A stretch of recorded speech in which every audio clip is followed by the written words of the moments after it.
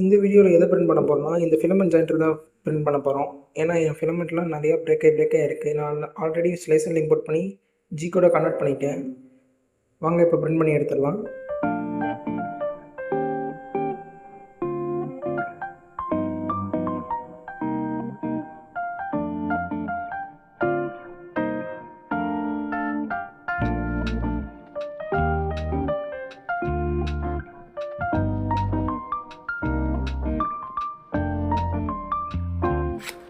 Print complete ஆகிடுச்சு. நம்ம bed வந்து ரிமூவ் பண்ணிட்டு ஜாயின்ட்ஸாக நல்லா ஃப்ரீயாக மூவ் ஆகுதான்னு பார்த்துடலாம்.